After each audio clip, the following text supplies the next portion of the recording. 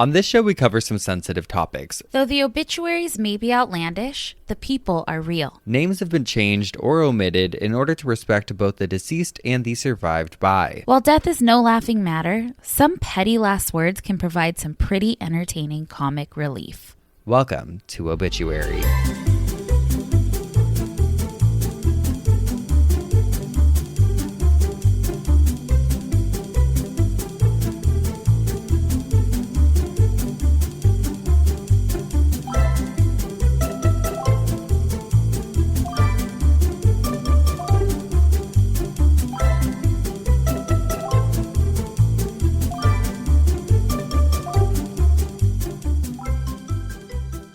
Welcome back to Obituary. I'm Spencer Henry. And I'm Madison Reyes. And we're in zero gravity. We're in space, Geoffs. We'd like to thank everyone for this opportunity. G's. Zero G's for the Geoffs. We just got back from outer space. And we were gonna drop our tour set list there, but we can't, so we'll have to do that later on. We're just floating around here. You guys, we were up here for 11 minutes and 11 seconds. And to us, 11:11 is just such an angel number. And All I felt was love. and bliss. And just being able to see Earth from thousands of light years away was incredible. We were right by the moon. Oh, the moon was right by us, we should say. The moon was right by us, and we didn't go to space. We made space. We were holding space. We took in up space. And we're astronauts. So NASA research, Bezos. It was just such an incredible experience. And we're the first podcasters that ever went to space, which is pretty, it's something not a lot of people can say. Well, you know what? When Oprah asked me, like, why are you going to do this? Right.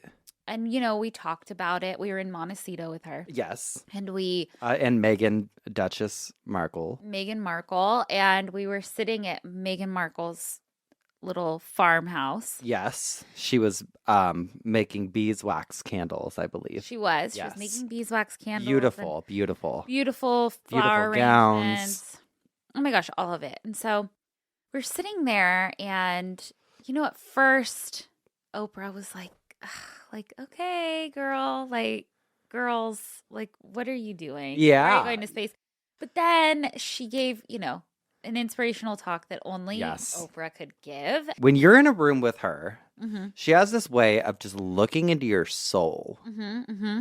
And I mean, I'll start bawling if I talk about what she said. So I know. No, she said for us as women to be the first to go up to space and to be the first female podcasters to go to space since 1960 or whatever. Mm-hmm. It's just incredible. And don't you want to be a pioneer? And we thought, well, yeah, we do. And so we did. It was on a movie set. It was filmed fake. at Paramount. Yes. But same place as The moon landing. Yes. Perfect. All of it. Same studio. In fact. But we just want to thank you guys for your support. I know that you're so proud that we did that.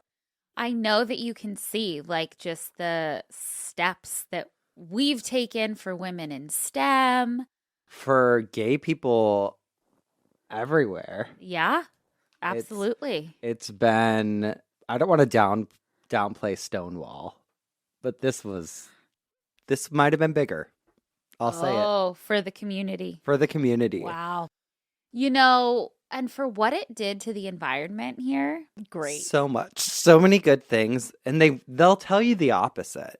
They'll tell you the opposite. They'll tell you the opposite. My financial advisor said, hey, so you could donate this money that you would use and help, maybe donate it to a school, pay or for starving school children, lunches, starving children, or a pet shelter. But we felt so selfish doing that when we knew that we could take this opportunity to put go our to lives space, at risk. to go to space. to go and to space. And so I'm so proud of us. There's not many things I can compare it to. I would say that it's absolutely a career high, and that's why we're so excited to announce that our next tour will be live streamed from outer space. What you guys don't know, and what will be coming out shortly, but we're going to get you. You're so excited. Oh my God. We're going to give you guys the exclusive. You saw some footage, which you didn't see, was us landing on the moon. And just like the astronaut did, stuck the flag in the moon. We did? We stuck our microphones in the moon. We did, right next to the flag. And we'll maybe roll a clip, or... the footage, I don't know if we've gotten it back yet. Okay. It's probably going to get lost by the mainstream media. Yeah. But we'd like to leave you with this. Oh, say, can you see by the dawn's early moon when the rockets went up, we went zoom, zoom, zoom, zoom, and our mics on the moon. Our rocket went zoom. Gave proof to the girls that we're out of this world. Say, Does that moon landing look really cool?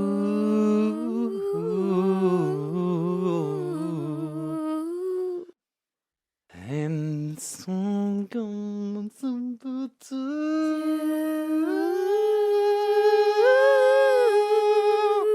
Zooey zoo, la, la, la, la.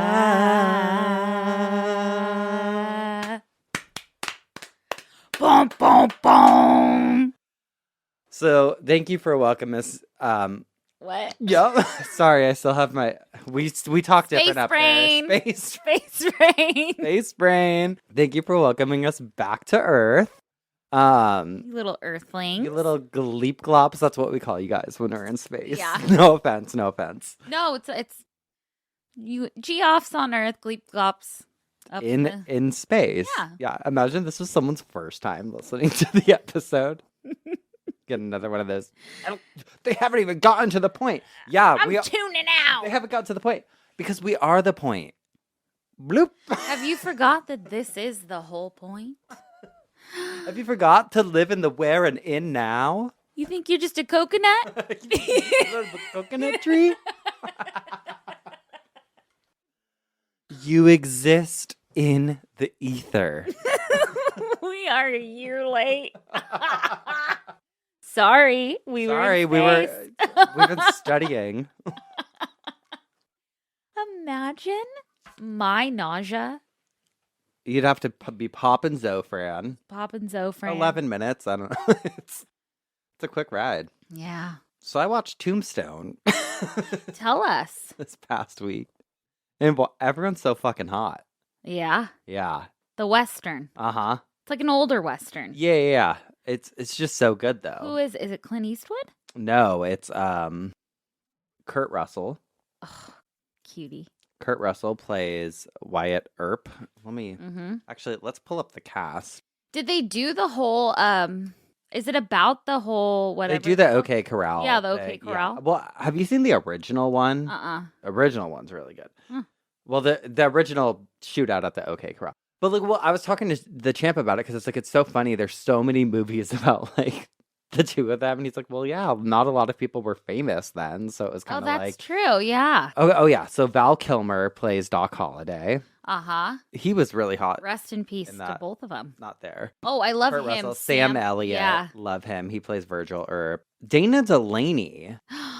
Desperate Housewives. Yes. She was was not watching it and I was- likable on Desperate Housewives. Yeah, no, she wasn't. And then also there was another woman who was it. Oh, yes. This lady. Have you seen her in things before? Yes. She plays kind of a drunk.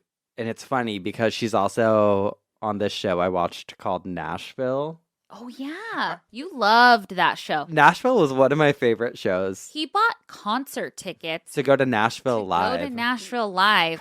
Never went. I didn't go. I just I go through moments where I just hyperfixate on things. And that was I think shortly after we had gotten back from Nashville and I was just on such a kick. Well, anyway, she's on Nashville. No, it's great.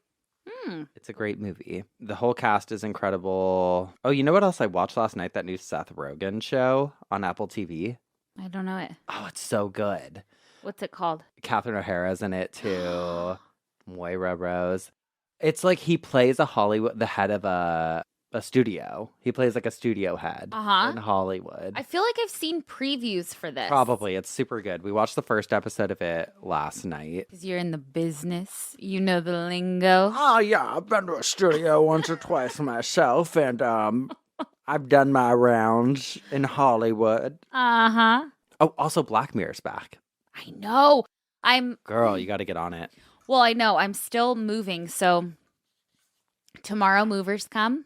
Mm-hmm. We're boxed up, ready to go. Yesterday we built beds. Oh, we set up the internet, and I was dying laughing because I put Cisco in charge of certain things. So I'm like, okay, you need to get us a washer dryer. You need to set up the utilities, the internet, switch all that stuff over. Yeah. Because he always handles that. But I was okay, I'm in charge of packing this stuff. Whatever. We delegated. I'm sitting in the car with him while he's on the phone with the internet people. He's so straight to the point. I'm such a people pleaser. He is not. He is very just okay, thank you. Yep. And I'm like, be nice, be nice. And he's like, what? And then he was getting asked security questions. And the lady was like, who's your favorite singer? He's like, Michael Jackson.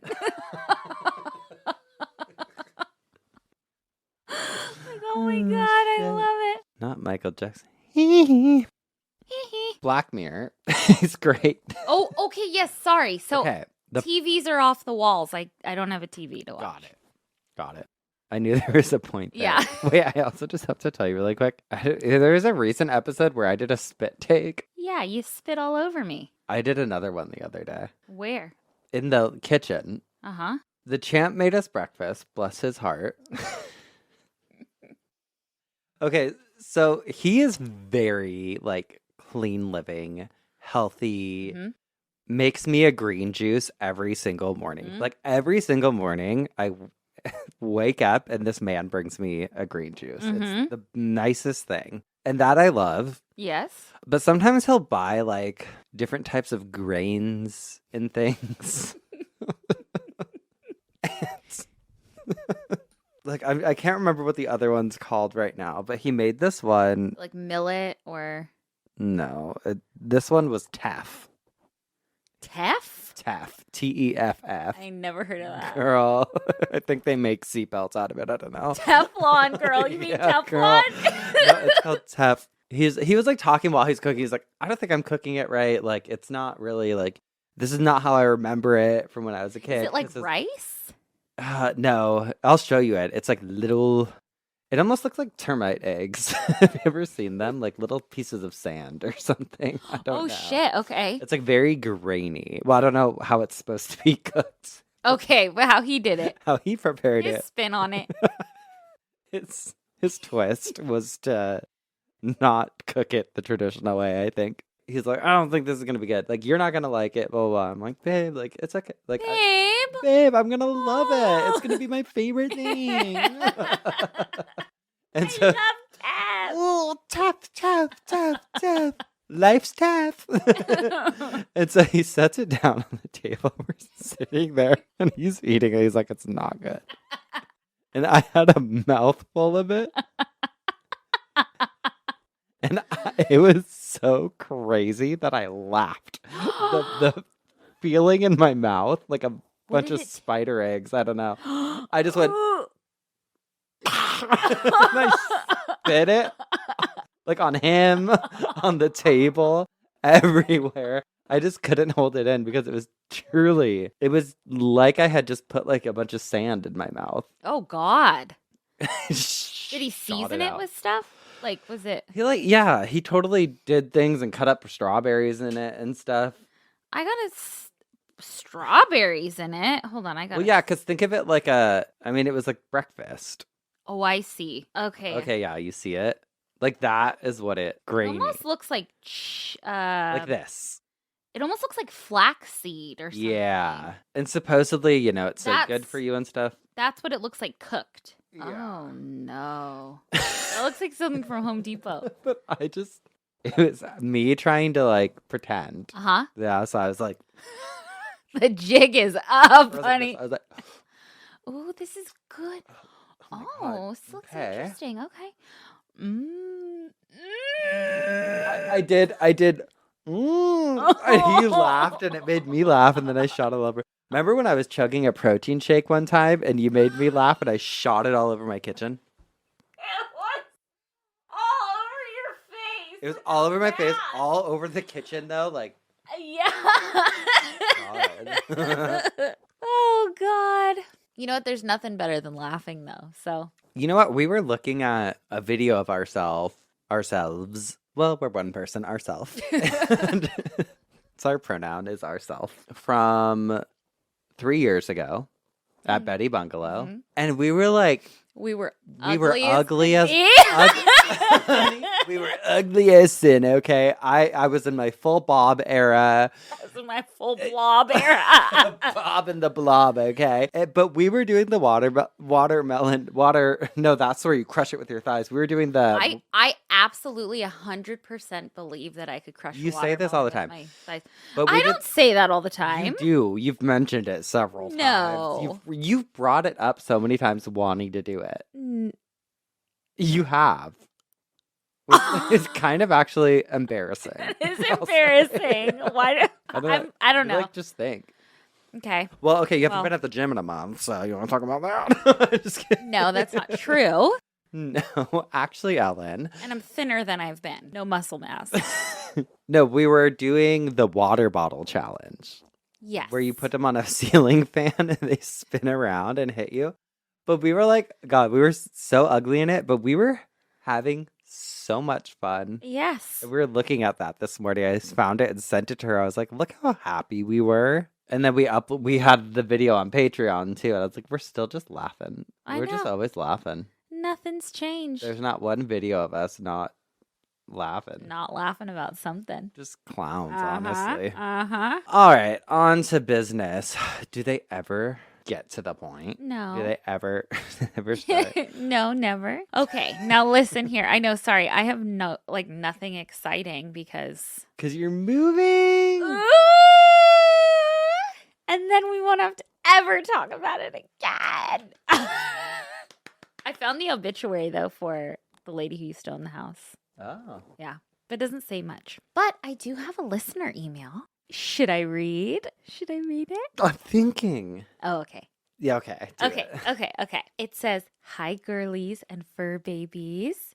My name's Olivia, and I'm a student at Temple University." Already fake because my sister's name is Olivia. Nice try. Nice try. Nice try. And she goes to Temple University. Yeah. Okay. Nice try, babe. So get this. This past Friday, the campus construction crew literally found coffins buried under their site. And everyone was like, what the actual heck? I did a little digging, pun intended, and apparently that part of campus used to be a part of Monument Cemetery. And get this, it happens so often, they legit have a policy in place for when they accidentally dig up bodies. What do they do? I don't know. that's something we should dive into more. But wait, it gets even worse. When Temple bought the land, instead of respectfully moving the bodies, because when do they ever, they just yeeted the headstones onto the riverbanks under the Betsy Ross Bridge like some kind of gothic littering. What? It's all just so unhinged. It's practically poetic. That's insane. They just threw gravestones onto a riverbank. And if you want to go full rabbit hole mode, apparently Monument Cemetery had 28,000 burials and only about 300 families claimed remains when the cemetery was removed. The rest tossed into a mass grave, headstones and all. Oh my God. It's giving deeply cursed and definitely deserves to be looked into more. Would make a perfect coffin spinner, to be honest. Yeah. Just add it to the list of sketchy things colleges do with cemeteries, bodies, and construction sites. Iconic behavior. Anyway, I saved the mushy-gushy stuff for the end. My mom and I have been longtime listeners of Cult Leader and Obituary. OGs only. And we are obsessed. We saw you guys at the Dallas show and constantly talk about you like you're our actual friends. Like, did you see Spencer's moving? Or, oh my God, did you hear Madison fell again? And my dad and boyfriend are always like, wait, are these people you know or the podcast people? And we're just like, yes.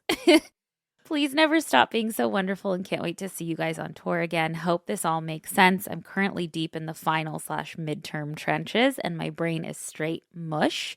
Love you guys so much. You're forever Geoff and Cult Babe, Olivia. Yes, feel free to use my name. Aww. But she sent in an update. She said, hi again. Just wanted to send a quick follow-up to my last message about the coffins found at Temple. While looking into the whole Monument Cemetery situation, I also found out that Temple's founder, Russell Conwell, is actually buried on campus, too. Not hidden or anything. He's buried right under Founder's Garden, along with his wife, near the statue of him. It's one of those things students walk by all the time and don't really think about until you find out, and suddenly campus just feels a little more ghost adjacent. Here's the article if you want the full story. Between this and the cemetery turned construction zone, it's really starting to feel like Temple has a whole other story happening beneath the surface, literally. Definitely thought it was worth adding to the pile of strange things universities do with burial grounds. Thanks again for all that you do. Your podcast is the perfect balance of creepy and comforting, especially while trying to survive finals. Best, Olivia. We were just talking about Harvard. Yeah. And what they've done. And when we were there. Attending. Mm-hmm. Wait, okay, Olivia, I love that. Also love you for I know, being thank you, Olivia, and good luck. OG. Yeah, good luck on your midterms. It's just so crazy to me to think about, like, it's crazy that you could just, like, we could drive down the street to a cemetery right now and just be walking on bodies. Mm-hmm. Like, I don't know.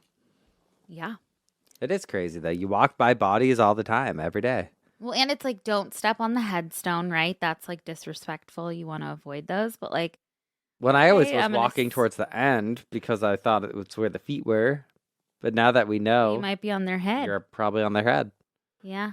Depending. We got to look into that for a coffin spinner, though. We should do like you pick a couple universities, I will too, and we'll deep dive it. Scholar Week. Back to school. Back to school special. Summer's out. We should do that when summer's over. We should also go back to Dallas. Remember Dallas was so fun, that show. Yeah. Loved that. Yes.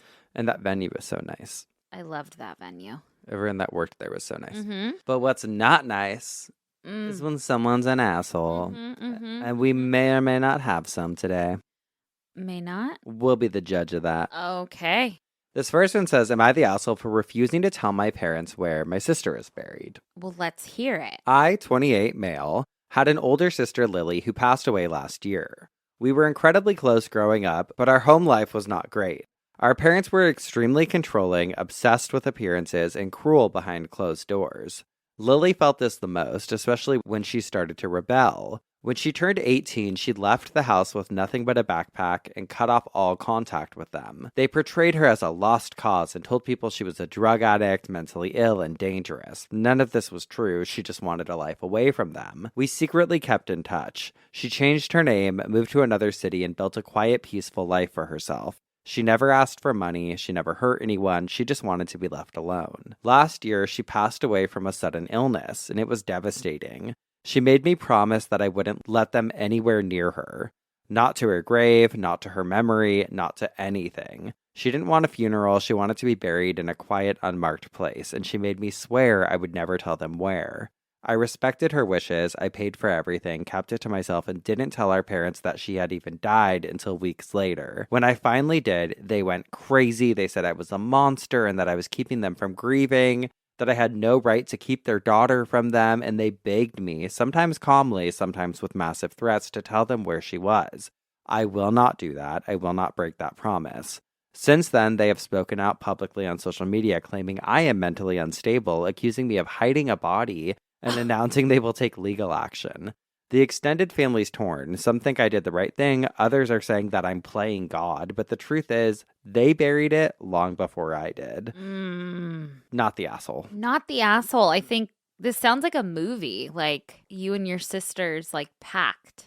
It's so sweet. Yeah, no, I would keep that promise. They didn't care when she was living. Well, and look at, they're already calling you troubled and stuff. Yeah. No. No, not the asshole. And good luck with legal action. You can't even do that. Yeah, stupid. Hiding a body? Please. Hide their bodies. Yeah. This next one says, am I the asshole for telling my stepdad I don't want him to refer to himself as a grandfather to my unborn child? I, 25 male, lost my father when I was 17. My mom remarried when I was 20. So his stepdad's been married to his mom for 5 years. My stepdad is not a bad guy or anything. We just aren't that close. My girlfriend is 5 months pregnant, and I went to visit my mom on Monday, and while we were talking, my stepdad started saying how he couldn't wait to be a grandfather. I cut in and told him he's not my dad, so he wouldn't be the grandfather. I said it calm, not trying to start anything, just being honest. I told him I'm not comfortable with him calling himself that. He said he didn't mean anything by it, and I told him I get that and it's fine, but that title's reserved for my dad. I also told him I'm not going to stop him from having a relationship with my kid. I'm not trying to block anything, I just don't want him referring to himself as something he's not. My mom thinks I was too blunt and should have been nicer. She said it could have been a way for us to bond and that I shouldn't keep him at a distance. She thinks I should apologize because he doesn't have any living kids of his own anymore, so he wouldn't have the chance to become a grandfather through them. Oh. But to me, grandfather is a specific title that means something. It's for my dad and my girlfriend's dad. It feels like my stepdad calling himself that is erasing who my dad was, and I don't want my kid to get confused in the future. Okay, so I don't think you're an asshole. I think it's good that you're honest and you're setting those boundaries, like that's what you want, right? And he has only been in your life for 5 years. I do think, though, like a grandparent can absolutely be reserved for a step parent, you know?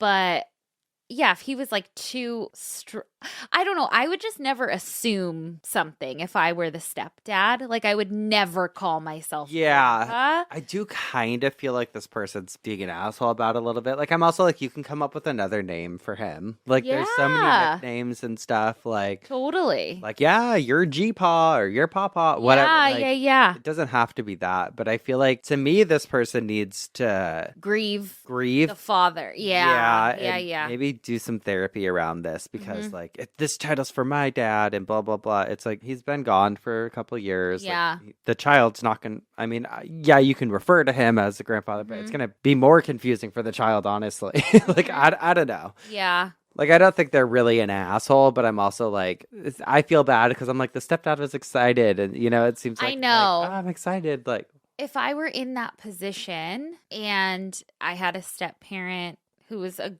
good guy, like I just wouldn't say anything. I wouldn't care. I just feel like, oh, okay, this person wants to love my child, and that's the thing. Like, yeah. Well, and also, I'm like, okay, well then, are you not going to expect grandparent things from him? Because you want your kids watched, you want to drop them over there, you expect presents for holidays and all the things, like, yeah. That's very true. Don't force your kid not to have a grandparent. Right. I think the more the merrier. Yeah. Like I think it really does take a village. Like, I'm also from like such like a mixed family, as are you. Like Yeah. we're both, there's multiple marriages. There's siblings that aren't full. Yeah. So it's like you have so many different people in your lives. And so I think I'm like, yeah, I have that mentality of like, who cares? The I more know. the merrier. I know. Like this is this person. All of us have nicknames. And what if there's, gay dads? Like, What? What do you mean? Two? why can't Where's there the be, mom? why can't there be more than one grandpa or True. lesbian grandmas? Yeah. What if you have lesbian parents and your partner has lesbian parents? And What if you have us? what are we supposed to do? I'm your uncle. You don't and have to I have think- two grandparents. You can have, She's an ally. She said gay rights. Yeah. Okay. okay, girl. Well, Okay, girl. So some breaking news. I don't have a side bitch this week. I took creative liberties and said no. and he said he's skipping. I'm which, skipping. I said, I said I don't have one. Can we do a skip week? Okay. So we're doing a skip week. We're doing a skip week, but it kind of works out because in my coffin spinner, Uh-huh. I kind of have an obituary within it. Knew it. He knew it. He wanted Knew to it. keep us at that 201 obituaries or whatever. Damn. Yeah. Well, either way, we have to take a break. So we're going to go duke it out. And when we come back, Madison's going to tell us what had her struggling in her coffin this week. Struggling, girl. I was flying. Oh, please. We'll be right back. And we're back. Madison, what had you spinning in your coffin this week? Ladies and gentlemen, theys and thems, corpses and cadavers, welcome aboard Obituary Airlines, your nonstop service to the afterlife. Please buckle your shrouds and prepare for a smooth ride aboard our flying hearse. Ooh. This is your captain and co-captain for the coffin spinner. And Speaking. stewardess. Ooh, stewardess. And we are beginning our final descent. Okay. Okay. Where are we landing? Well, a few things really inspired this coffin spinner. As we talked about already, 5 billionaire women went up to space this week for an astonishing 11 minutes, and they don't want to call themselves astronauts. Did you see Gil King No. in an interview? She's like, yeah, so me and the other astronauts, I still get kind of weird calling myself an astronaut. It's like, girl, because you're not an astronaut. Girl, please. And she also, I think, said like, oh yeah, we should release our trash in space. Oh yeah, that's the whole thing. They want to. So fucking stupid. I don't know. It is so funny doing this show, like every little thing that happens in the world. I know you do this too, want to try to tie it back to obituary Oh, somehow. always. Yeah. And we actually have some episodes that have to do with burials in space or We the do. spreading of ashes in space or astronaut deaths in space and what happened. So those are really good if you're into space right now. Go back and listen to those. But I still just didn't want to come back to the ground this week. Like I just, my head was still in the clouds, And so I thought I would look into airplanes.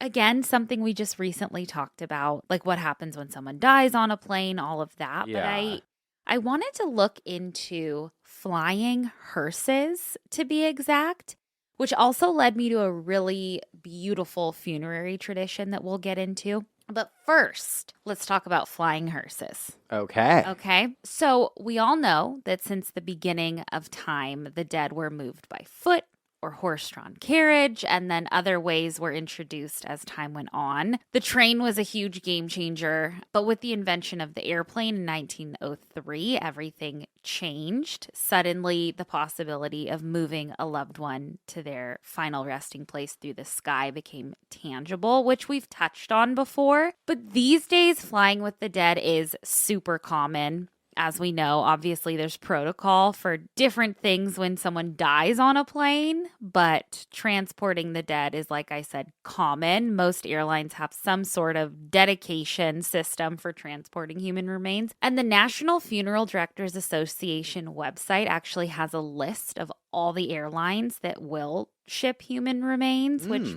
I didn't know that like most airlines have a sector called cargo, like their cargo sector. So it's like Delta Cargo, American Airlines Cargo. And so they all, human remains are specially packed, tracked, and flown in cargo in like pressurized vessels. So rest assured your loved one will hopefully make it via air. But with all the protocols and procedures that we have now, it all started with a tiny casket in 1919. And I thought this was so cool. On September 1st, 1919, a 5-year-old boy named Leonard Allen unfortunately passed away. He was from Toronto, Canada, and had been in the care of a sick children's hospital. And I can't find any like exact cause of death on him, but I'm assuming he passed of an illness. He was at the sick children's hospital.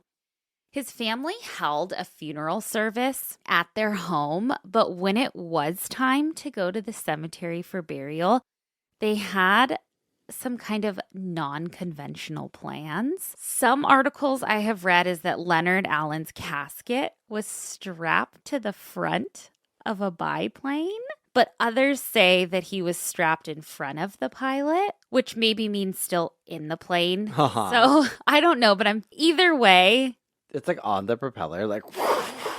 Well, I'm going to read an article, a newspaper article, and it sounds like he was strapped on the front of the plane. Okay, let's hear it. Okay. Anyway, he and his casket are somewhere on the plane, and the plane takes off and transports him to Mount Pleasant Cemetery. There was a second plane behind his that dropped flowers from the sky. Oh my God. The undertaker in charge of all this was a man named Robert Stone, and he organized the whole event and strongly believed that aerial funerals were going to be the future. A funeral in the sky. I love it. Don't you love that? I found a little newspaper clipping from the Salinas Index Journal, Volume 37. This is from 1919. It says, Flying Hearse Takes Body to Cemetery. Toronto, September 4th. What is believed to have been the first airplane funeral ever held occurred here yesterday when a tiny coffin bearing the body of Leonard Allen, 5-month-old baby, was conveyed to Mount Pleasant Cemetery in a plane piloted by Harry Smith, formerly of the Royal Air Force. The flying hearse was closely followed by a second plane bearing the assistance of the undertaker. So the newspaper coverage of this event kind of made it seem like sky funerals were going to be this super common thing. This poured into the 1920s where we started to see like designs at trade shows of flying hearses, but also flying funerals. Yeah. Which is so cool. There were like hearse blimps and funeral blimps. I found another newspaper clipping from the Wichita Eagle from Saturday, March 25th, 1922 that explains like the headspace during this time so perfectly of like, you think like airplanes were so new, right? Like it's so cool. So the flying hearse will solve many rapidly growing problems with regard to disposal of bodies of the dead. It is noteworthy that the first regular aerial hearse probably will be built by the Laird Airplane Company of Wichita. Nearly 3 years ago, when the possibilities of a flying hearse were discussed in these columns, the idea was thought somewhat fanciful by many. Rather silly talk, though some, and some still will think that, even as many thought a horseless carriage was a foolish dream, while in cities not far distant people already were rolling about in horseless carriages. An Arkansas City undertaker recently delivered a coffin by airplane when the roads were too muddy and snowbound for delivery in any other manner. This same undertaker is asking the Laird Company for plans and specifications of a combined aerial hearse and ambulance. In the small town, the flying hearse will make quick service in bad weather and in times of impassable roads possible. In big cities, the flying hearse will solve the problem of the encroachment of cemeteries upon resident districts. In former times, graveyards were in the churchyard because funerals were walking affairs. Later, cemeteries were removed some distance from the church and the corpse was carried in a glass wagon drawn by black horses. Around the churchyard and the further out cemetery alike, the cities grew. Came the motor hearse, and cemeteries stepped out several miles. But still the larger cities were hampered in their growth by the tracts inhabited by the dead. The aerial hearse can wing its way to a cemetery a dozen, a score, or 100 miles away from the heart of the city, and the mourners may follow in swift flying planes. They want people flying in, like full-blown. Why not? A funeral in the sky. Full-blown funeral in the sky. While no funeral airship actually made it into regular use, the fantasy I just love the fantasy. Yeah. By the 1940s and 50s, real funeral homes were obviously doing the next best thing. We've talked about so many funeral homes that offer aerial services, like to go pick up a body. Yeah. It still wasn't common, though, back then, but I would absolutely love a funeral in the sky. So now let's pivot to something called the missing man formation. And it's really like the most dramatic but impactful airborne funeral ritual that's still practiced. Every video I see, it absolutely gives me chills. It's called the missing man formation. It originated informally in World War I and World War II. So you know how military planes, when they fly, they usually fly in formation, right? With the missing man formation, pilots would leave a gap in their formation to symbolize a fallen friend. So over time, it evolved into this formal military salute, usually performed during funerals or memorial events to honor fallen military aviators. It's like the riderless horses. Exactly. It's riderless horse, but for an airplane, like for an airman or a notable figure. Except not a riderless plane, because that'd be a little scary. Oh, yeah, that's true. Pilotless plane. Riderless cars. Ooh. We have those. We do have those. Waymos. And it's scary. I just saw someone get in trouble because they honked the horn in the Waymo. And then a person came on and was like, is there a reason you honked the horn? And they were like, sorry, we just wanted to do it. And they were like, yeah, that is against our terms and it will be noted on your account. No way. Yeah. But I also saw a Waymo drove through a fucking thing the other day. Yeah. I don't trust a driverless car. It's scary. Very scary. The only thing I like that is, those pianos that play themselves? I like one of those. I do like Spooky. Those. Spooky. Okay, so with the missing man formation, in a typical ceremony, you have 4 planes that fly in a V shape. As they pass over, one will pull up and away, disappearing into the clouds. There are other variations where maybe they fly west towards the sunset, or the place where one of the aircrafts should be is just empty. So either way, it all symbolizes a departure from someone. One of their men is missing, aka deceased. Wow. It's so chilling to see. I mean, whenever I don't know, any of my nephews Air Force baseball games, they always do a flyover and it's in a B-2 bomber or something. I don't know what they're all called, but it is so sick. I don't know, it's just fucking powerful, and the noise of the airplane, and just we'll maybe post a video or pictures or something. It's so cool. There are a few conflicting stories that I read about who got like the first ever one of these done at their funeral. Uh-huh. Like I said, it originated informally, so we don't really know, but I read that this man named Charles Holman had the first like modern flyover formation at his funeral in 1931. Ooh. And Charles Holman is actually kind of fascinating. He was a stunt pilot and wing walker, among other like daredevil things that he did. He raced Cool. motorcycles. He was cool. A man's man. His nickname was Slim, and then it was Speed. So like in anything you read, it's like Charles Speed Holman.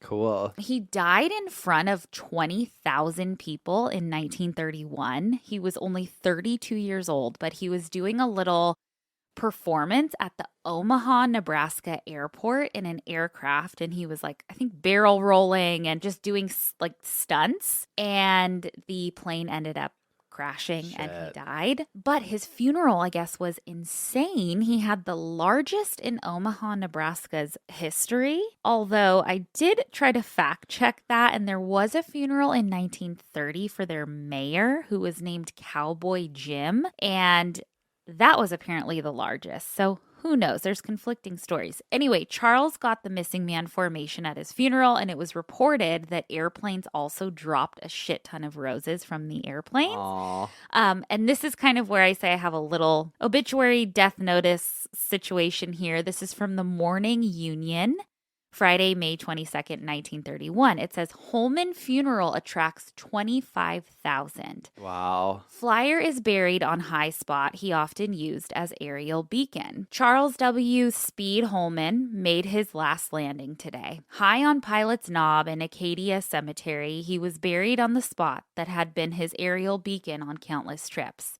Planes hummed far above while 25,000 friends and admirers looked on as the noted pilot was laid to rest. An aerial escort of the 109th Air Squadron MNG flew above the funeral procession as it moved through streets lined with an estimated 100,000 persons. Wow. As the Masonic service was read at the Scottish Rite Cathedral in Minneapolis, military guards of honor stood at either end of the flag-draped coffin. Wow. Minneapolis. I think it combined Indianapolis. Yeah, I think and Minneapolis. So. But the missing man funeral is also used for presidents, veterans, astronauts, and war heroes. There were similar flyovers during World War I. The first official one that looked like the modern version also is reported to be in 1936 at King George IV's funeral. And then in 1938, the U.S. kind of took it and did a tribute for Major General Oscar Westover for his funeral. There were about 50 planes that flew in formation with one spot like deliberately missing. Ronald Reagan's funeral in 2004 had a missing man formation. George H.W. Bush's service used 21 jets. Wow. So it was the largest missing man formation. John McCain had a missing man formation. And then even there's like some non-death related events where a missing man formation is used to kind of honor someone. Captain Sully Sullenberg, he landed the plane in the Hudson. He retired and he got a missing man formation. Wow. Yeah, so that's it. Thanks for flying with us. Oh, thank you. And we're going to fly out of here for a quick break, but when we land, I'll be back with what had me spinning in my coffin. We're taxing right now. Yep. Taxiing. And when we come back, I'll tell you what had me spinning in my coffin this week. We'll be right back. And we're back, Spencer. What do you got for us at Baggage Claim? Give it up. What I just spit it in your coffin. All right, girlies, Geoffs. We have learned so much about different funeral customs from all over the world. So many different eras, especially those damn Victorians, those goth Victorians. But this week, I wanted to go way back in time and do a little dig-in to see if I could find out what a funeral was like for cavemen. Yeah, that's how they were. That's how they talked. He dead. I mean, it's something that I just literally randomly thought of. It was one of those things in my head where I'm like, I wonder what cavemen did for funerals. Like, What did they do? I mean, it had to be wild, right? Like, I just picture a lot of rocks or something. Well, this was a time before electricity, before Or the morticians, Yeah. before embalming fluid. Just you and your cave crew and your pet dinosaurs and all Yeah. of those. Okay, so we're going to be talking about primarily the Paleolithic era, Got it.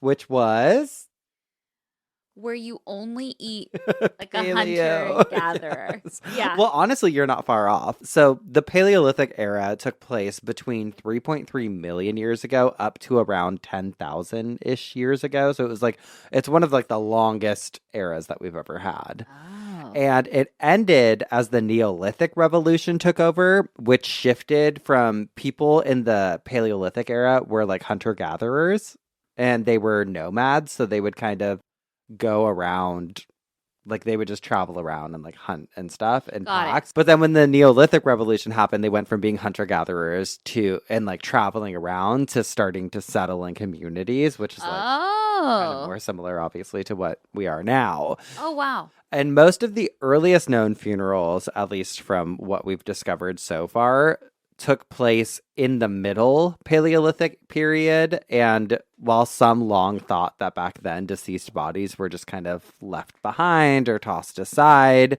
it couldn't be further from the truth. Oh, that's so interesting actually to think about. Like you think about this nomad civilization basically, and like what their views on death were and loved ones. And well, yeah, I mean, and like what did they do, with these bodies? And it shouldn't come as a huge surprise because we've talked about even how other species, like different animals, put together some pretty elaborate ceremonies for their dearly departed. Mm-hmm. But these weren't like casual burials. They were very intentional, very symbolic, and honestly kind of like beautiful in the way that they did things. Okay. Because one of the most striking features of these ancient funerals was that a lot of the people, like many of the Paleolithic people, were laid to rest curled on their sides in the fetal position with their knees tucked up towards their chest like a baby in the womb. And they did this, like,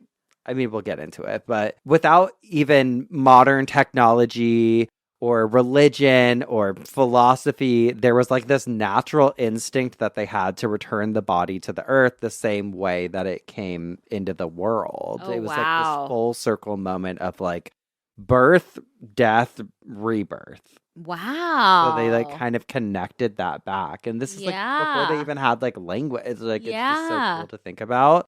And some archaeologists believe that the fetal position was deeply symbolic, like it was a spiritual return to the source.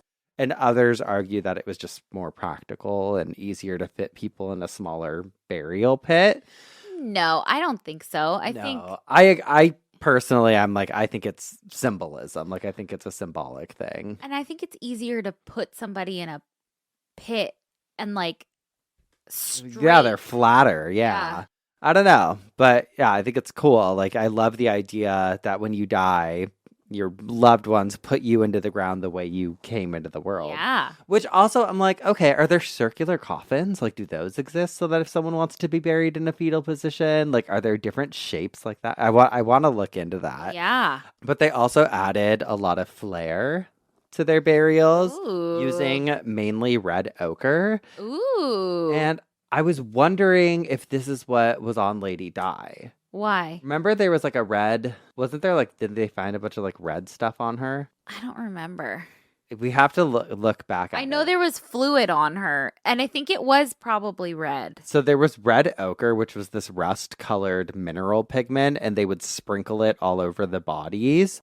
It would like stain the bones and dirt around it. And they think that maybe it represented blood. Okay. And it's one of the earliest signs of abstract thinking. And they also buried people even way back then with what's referred to as grave goods. And we've talked about this on the show and in the books before, like all of the wild keepsakes that people have been buried with.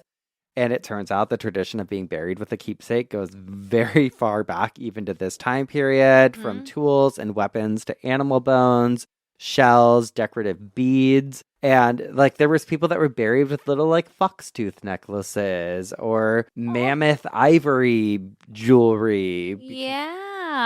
I just think it's cool. Like, I know, it is cool. that they did this even back then. There's also been Paleolithic graves found with multiple individuals buried together. There was a pair of twins in Austria that were like curled up next to each other, also covered in ochre and tucked in. But it was just very thoughtful, very intentional. A lot of people during this time period didn't live past 30. So a lot of the bones or burial site discoveries from back then, a lot of them are like children or Got it. younger Okay. people. Okay. But the most lavish burial we know about from this time comes from Sungir, Russia, Okay. where 2 children were buried head to head in outfits that were adorned with tens of thousands of hand-carved ivory beads, and there was a big mammoth tusk that was placed between them. Wow. And that's 30,000 years ago. Wow. So they were doing big, lavish, high-end funerals even back then. Yeah. It's just innate in us, like, to want to honor. Yeah. Yeah. Fully. Yeah, I think it's very much like an animalistic Mm-hmm. tendency. Mhm. Like it's just so natural. Yeah. Honestly, they probably understood death better than we do. Yeah. Now, you know what I mean? Like just simple, put their body back in the earth, Yeah. memorialize them. Yeah. It's cool. Now we're all complicated. Now we're all talk. Yeah. That's true. It is true. We have it so good. Like we live longer. Well, this was before everything. This was before religion. This was before modern civilization or civilization in general. Like there was still these rituals. There was still this very deep understanding that death deserved dignity and people needed that when they were buried. And then I watched this video as a discussion that Mary C. Steiner, she's a Regents professor at the School of Anthropology at the University of Arizona. And she did this talk with the Peabody Museum of Archaeology talking about death in the Stone Age. And it was really fascinating. She said that most of the burials we find in the Paleolithic era are from rock overhangs or inside of caves because they're very protected environments and that people may have buried their dead in residential camps and open areas too. Most of the ones that we've found from that era were in like caves and stuff. Like they were protected, which also shows that like it's like the first it wasn't mausoleum. Yeah, like it wasn't willy-nilly. It was Yeah. like they were doing this very much to keep these people protected. Right. Which shows that they probably had some sort of thoughts or ideas about an afterlife too, because it's like, well, why else would they think to like protect these people by putting them in more protected locations. Right. And then lastly, I want to talk about skull caps. Because this was big with the early humans.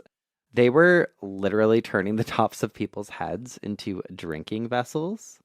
Yes. Okay, I've heard about this. Yes. So, and these weren't just like some random skulls laying around. This is very intentionally crafted, and the facial bones were removed. The edges of the skull were chipped away and then smoothed it into like a clean rim on top. So, you know, this is what I was going to ask you because for some reason I feel like I was shocked when you were explaining how they completely honored their dead and buried them and put them in fetal position because I'm like, I feel like they would try to like use the bones and stuff.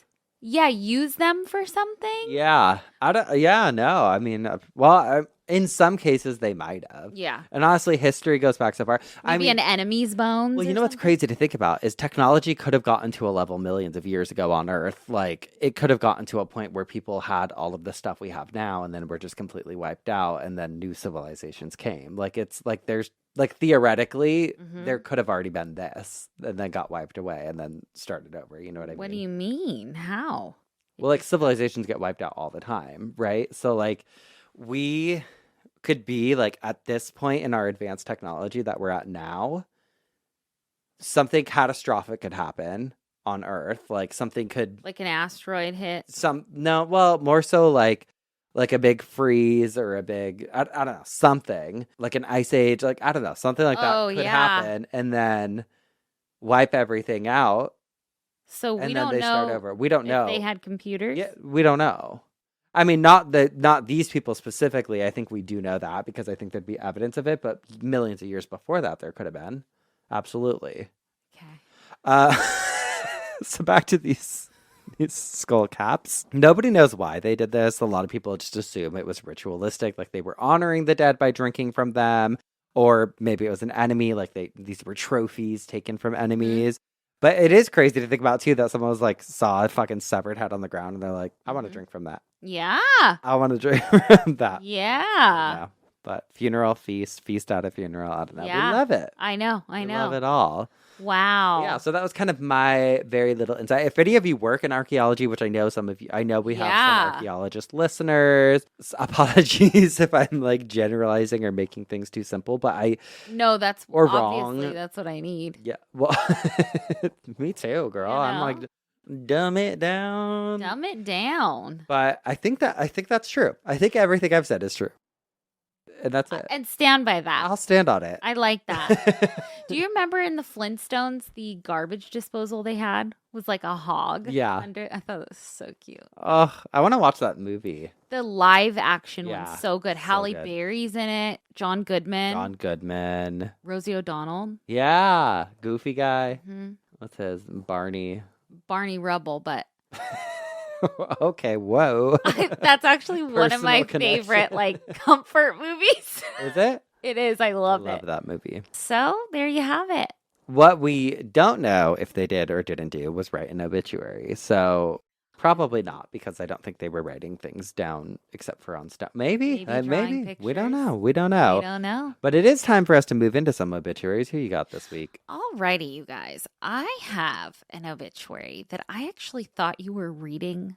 I think it was last week when I was like, is this the thing going around? You'll see what I mean. Okay. Okay. This obituary is for Richard, cargo shorts. Bebo kept everything in his cargo shorts. Sometimes it was a bottle of craft beer. He had the deep pocket style. Sometimes it was an open bag of Swedish fish or shells from Cabo for his wife's collection. And other times it was a wild coconut fusion pastry he picked up from a new bakery, which he would then gently wrap in napkin to share later. Aww. However, the sweetest thing in his life were his love for Christ, his tender adoration of his wife, Hannah, and his commitment to gently caring for his family and those around him, especially those in the margins and in pain.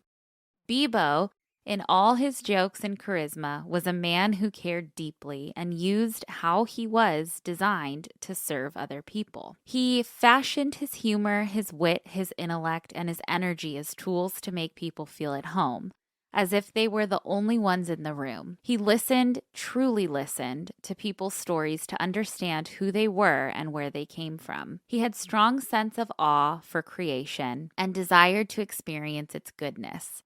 He brought these gifts throughout his travels, and by doing so, spread the gospel by word and deed to those he encountered. Simply, Bebo was a good man who made things better. He made us all better. We know this by his fruit. Matthew 7:20. He will be greatly missed. And then it gives details of when the memorial is, and then it says, please feel free to wear cargo shorts. Cute. He loved his cargo shorts. He loved his cargo shorts, but this obituary is actually for a man known on the internet as Sky King. Do you know about him? Okay. Oh my God, yes. The guy who took the plane? Yes. Yes. Yeah. Those videos make me cry. Oh my God. I think that could be a coffin spinner, that video.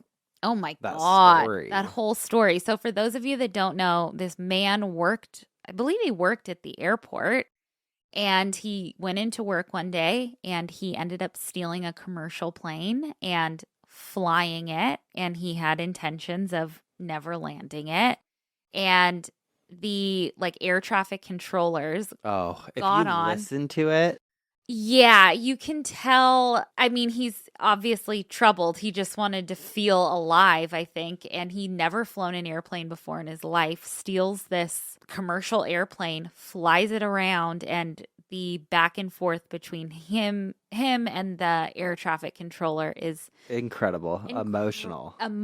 Incredible. He does a barrel roll before he plunges onto an island, and only he died. And that was his big thing. He's like, I don't want anybody to be hurt. Yeah. Yeah, it's incredible. They play that song in the background that's like, oh, no. Yeah. And If I don't know. It makes me emotional. I know. Okay, I love that. And I love hearing his obituary, getting some of the backstory there. Yeah.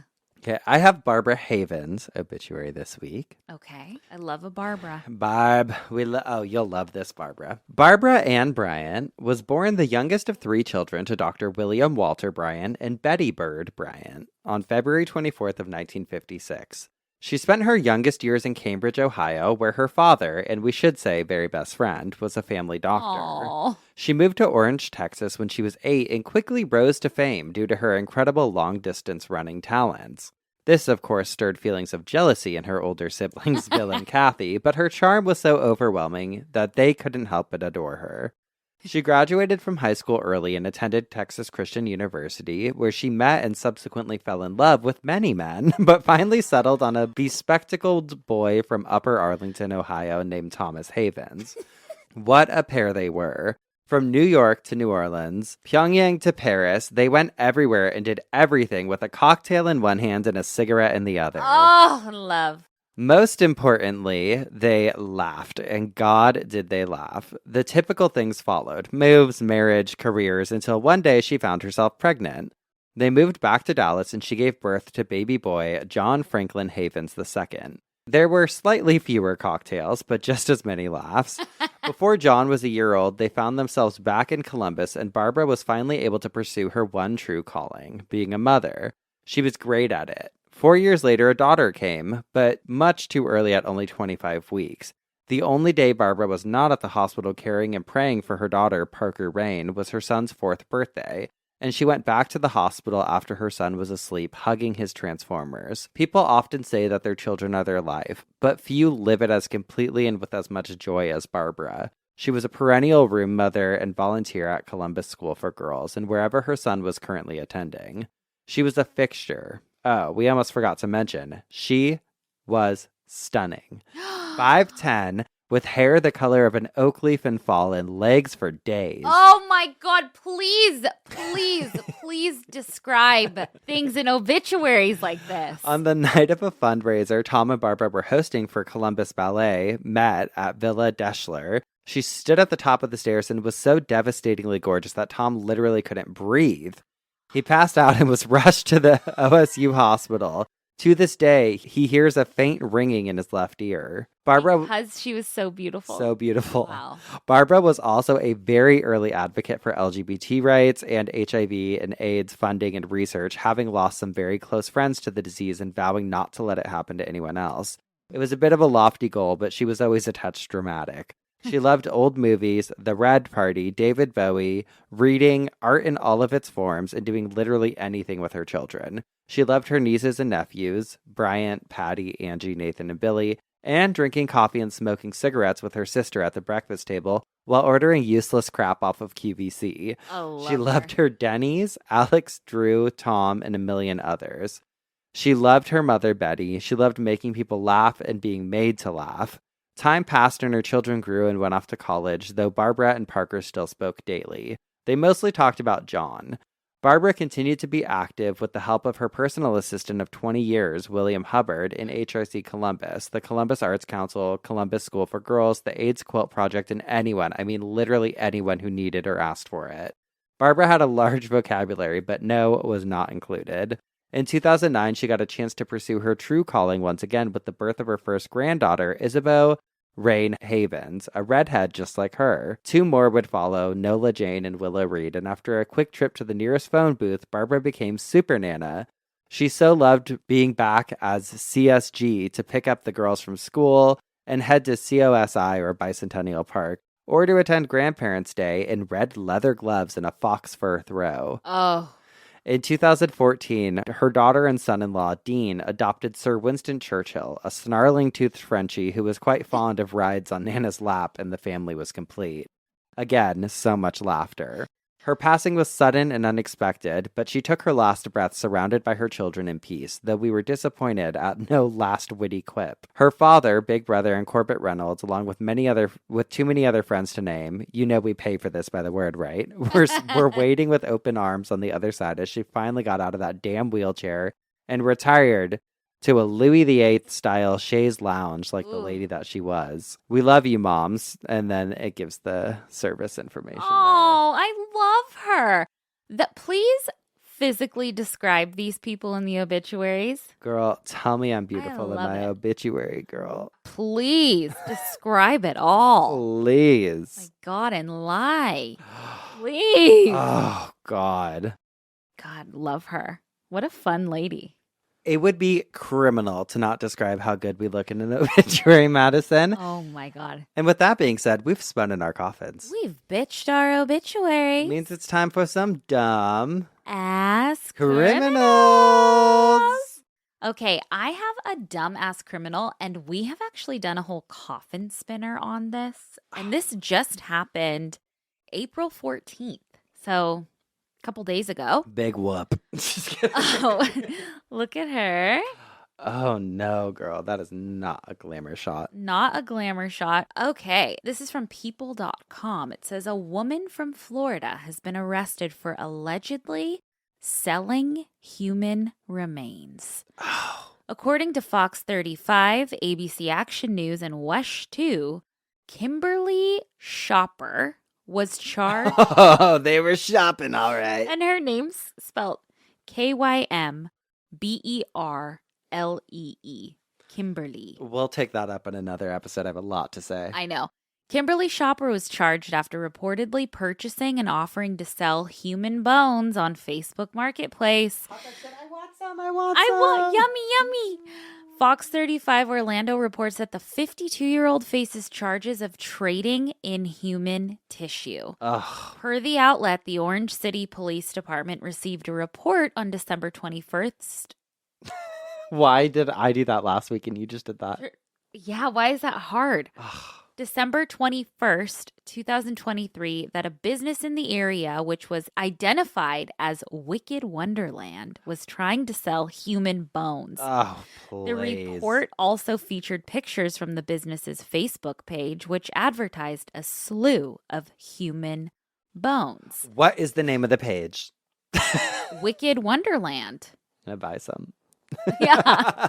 Remember we talked all about like the bone trading stuff? It's crazy. A description on the company's website says, "Meet the wicked women behind Wonderland. Oh, no. A mother and daughter team who revel in the madness of the strange and unusual, the dark and macabre. Having both come from a medical background, we have a passion for sharing our knowledge and expertise in the preservation and exploration of anatomy and pathology of all organic beings," their description continues. The summary of the company's goals concludes with, "Furthermore, we incorporate our spiritual beliefs and practices into all of our work, ensuring that every ethically sourced specimen is handled with the utmost care and respect. Much love, Kim and Ash." People reached out to the Orange City Police Department and Wicked Wonderland for comment, but they did not immediately respond. You can't do that. But it says outlets report that authorities found 5 types of human bones put up for sale on the website, including 2 human skull fragments for $90, a human clavicle and scapula for $90, a human rib for $35, A deal. human vertebrae for $35, and a partial human skull for $600. The remains are reportedly being used as evidence and have been sent to the medical examiner's Dumb office ass. for testing. You can't do that, girls. Can't do it, girl. And you also can't do this. This story is wild. Diabolical, actually. Okay. A Michigan man, this is from MSN.com, which still exists. A Michigan man who was upset that he had to watch pets while his girlfriend's family went on a cruise was sentenced to 8 months in prison after making a false bomb threat. Oh, no. Joshua Lowe, he went low, 19, was sentenced to the stint in prison during an appearance in federal court in Kalamazoo. He was found to have sent an email to the Carnival Cruise Lines in January of 2024, which read, Hey, I think someone might have a bomb on your Sunrise cruise ship. The cruise ship he referred to in his email had just departed Miami on its way to Jamaica as part of a Caribbean cruise. On board was his girlfriend and her family, who had left low to look after their pets as they went on holiday. The hoax email forced the crew of the vessel to check more than 1,000 rooms after the ship had departed, prosecutors said. FBI agents traced the email address to Lowe, who was living with his girlfriend's family, Assistant U.S. Attorney Niles Kessler said in a court filing. Lowe admitted he sent the message because he was upset that the family went on the cruise while leaving him behind to take care of their pets. That's kind of fucked up. He apologized and said, "This is all my fault and I take full responsibility." What an idiot. I know. His sentence of 8 months is far lower than the maximum 5 years he was facing. The FBI takes all threats to life seriously and will ensure that those who resort to this kind of intimidation face the appropriate consequences. You know how scary that would be? So scary, but also just... I mean, he got creative. He really didn't want to do it. He didn't want to be at home. He didn't want... Yeah. Okay. What are you going to do? What are you going to do? You could have said no. He thought outside the box. He did. When all else fails, call in a bomb threat. Call in a bomb threat. Just kidding. On Obituary Podcast, we do not advise calling in bomb threats. No. Unless they're so funny. Unless you really want to get out of it. Remember there was that one that like someone called from like a Home Depot bathroom because they were like, someone's gonna drop said they're gonna drop a bomb in here. Yeah. Oh God. Oh, and that's our time. That's our time. And yeah. That's our time. We'll see you next week for more coffin spinners. Oh, and obituaries. And Ass criminals. Goodbye. Goodbye.